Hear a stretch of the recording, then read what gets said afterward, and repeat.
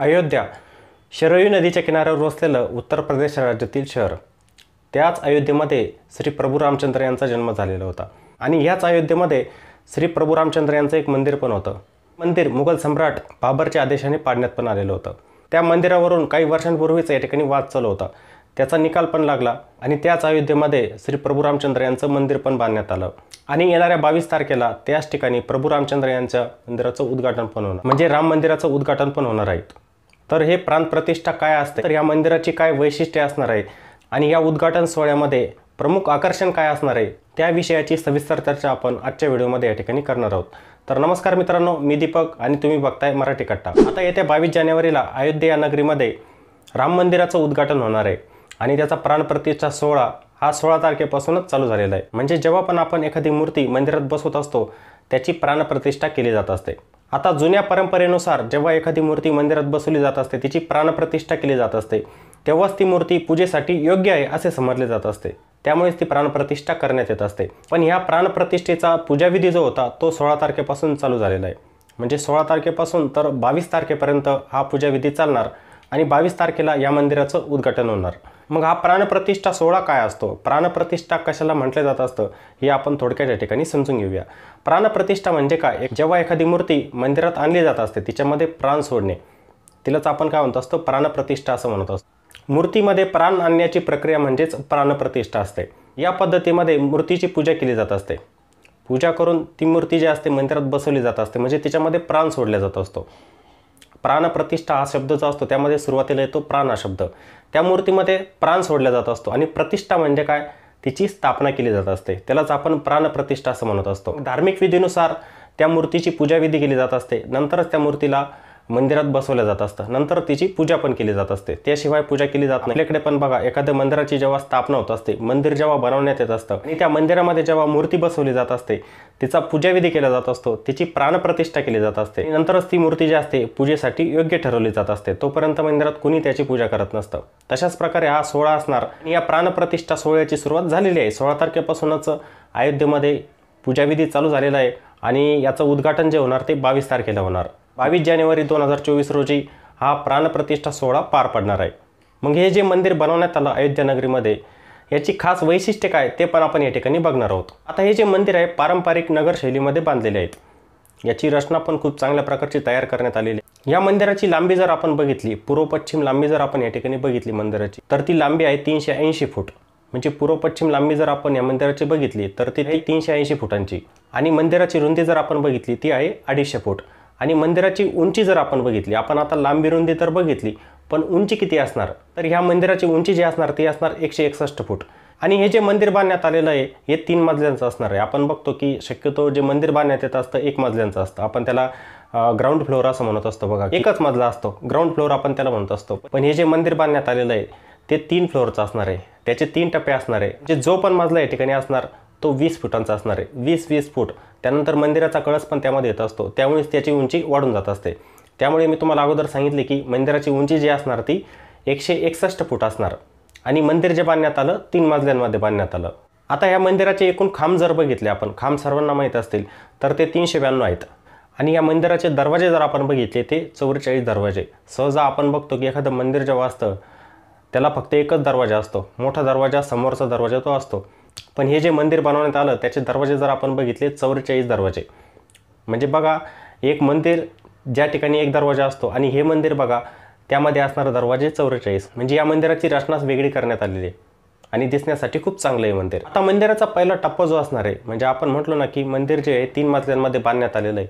आता पहिला टप्पा जो असणार, जे गर्भगृह जे असणार त्या ठिकाणी प्रभू श्रीरामचंद्र यांचं बालपण त्या ठिकाणी स्थापित करण्यात येणार आहे. मंदिराचा जो मुख्य हॉल असणार आहे त्यामध्ये 5 मंडप असणार आहे. त्यामध्ये एक नृत्य मंडप, एक सभा मंडप, प्रार्थना मंडप, कीर्तन मंडप आणि रंगमंडप त्यामध्ये असणार आहे. 5 मंडपांचा समावेश मंदिराच्या मुख्य हॉलमध्ये होणार.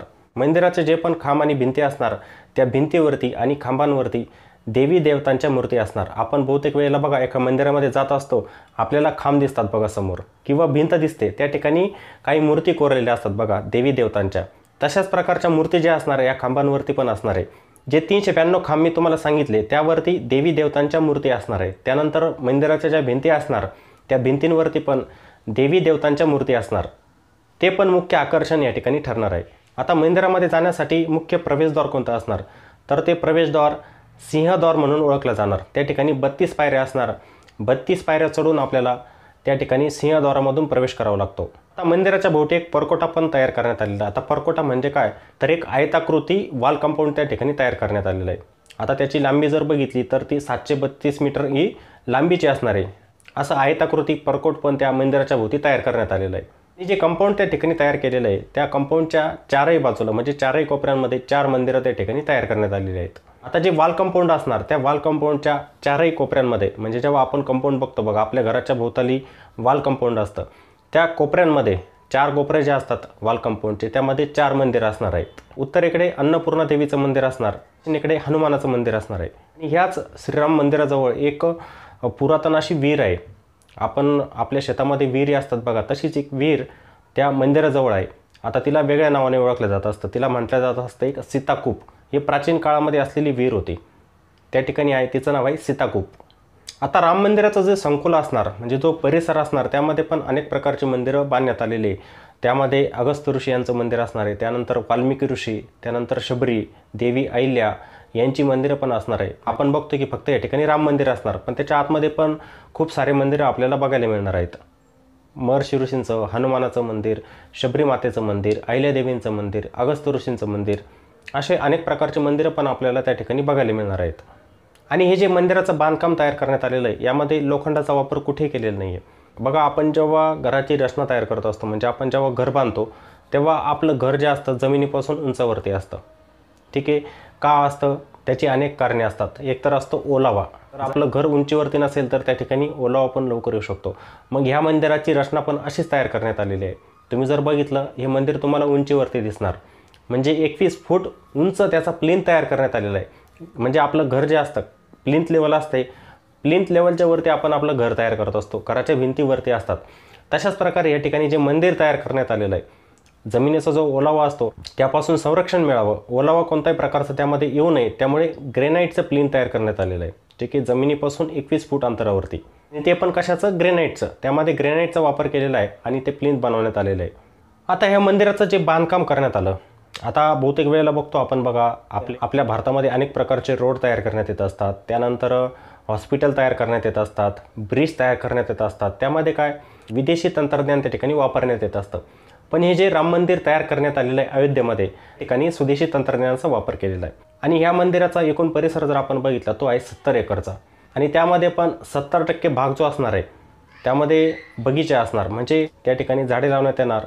बाग बगीचे पण असतात बघा, बहुतेक ठिकाणी आपण बघतो मंदिराच्या बाहेर असतात तशाच प्रकारचं। त्यामध्ये पहिलं आकर्षण म्हणजे 108 फूट उंचीची एक अगरबत्ती त्या ठिकाणी बसवली गेलेली आहे। आता ती कोणत्या ठिकाणी तयार करण्यात आली, आता जे राम भक्त होते, बडोद्याचे जे राम भक्त होते, बडोदा गुजरात राज्यातील बडोदा हे शहर, त्या ठिकाणी ही अगरबत्ती तयार करण्यात आली। तिची लांबी किती, 108 फूट आणि रुंदी 3 फुटांची आहे। त्यानंतर त्या ठिकाणी बसवलेली विणा, जिचं वजन आहे 14 टन, तर ती विणा पण सर्वांचं लक्ष त्या ठिकाणी वेधून घेते। तुम्हाला चित्रात दिसत पण असेल की ही विणा सर्वांचं लक्ष त्या ठिकाणी वेधून घेते। तर अशा अनेक प्रकारचे मुख्य आकर्षण त्या ठिकाणी ठरत आहे। 22 तारीख आपल्या सर्व राम भक्तांसाठी एक दिवाळीच या ठिकाणी ठरणार आहे। मंदिराची सर्व वैशिष्ट्ये तुम्हाला समजलेली असतील, मुख्य आकर्षण काय या मंदिराचं हे पण तुम्हाला समजलेलं असेल। आणि हा सोहळा जेव्हा 22 तारखेला होणार, प्राणप्रतिष्ठा सोहळा, त्यामध्ये आपण सहभागी पण व्हायचं आहे। आता सहभागी आपण त्या ठिकाणी जाऊन होऊ शकत नाही, आता प्रत्येकजण अयोध्येमध्ये जाऊ शकत नाही, पण आपल्याच घरी आपण प्रभू श्रीरामचंद्र यांची पूजा करून त्या प्राणप्रतिष्ठा सोहळ्यामध्ये पण सहभागी होऊ शकतो। तर मित्रांनो, हा व्हिडिओ तुम्हाला नक्की आवडलेला असेल। या मंदिराची थोडक्यात वैशिष्ट्य मी सांगण्याचा तुम्हाला प्रयत्न केलेला होता। जर व्हिडिओ तुम्हाला आवडलेला असेल तर व्हिडिओला नक्की लाईक करायचं आहे, व्हिडिओला कॉमेंट पण करा आणि व्हिडिओला जास्तीत जास्त शेअर पण करा। पुन्हा भेटू एका नवीन व्हिडिओमध्ये। जय हिंद।